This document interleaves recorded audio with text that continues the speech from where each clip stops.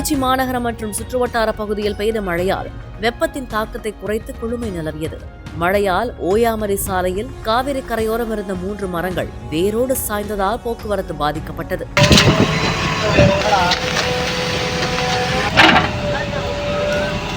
கடலூர் மாவட்டம் பூவனூரில் வீசிய சூறைக்காற்றால் சாலையோரமாக இருந்த ஆலமரம் வேரோடு சாய்ந்து கார் மீது விழுந்தது.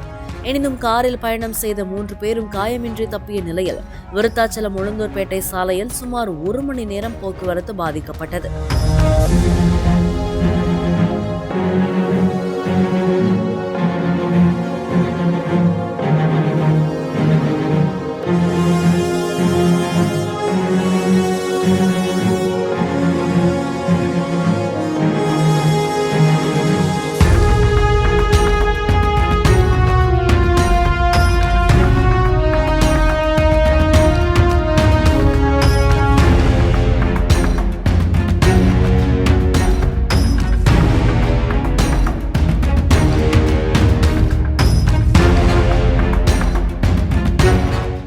பிளே ஸ்டோர் மற்றும் ஆப் ஸ்டோரில் இருந்து பாலிமர் செயலியை QR கோடு மூலம் பதிவிறக்கம் செய்யுங்கள்.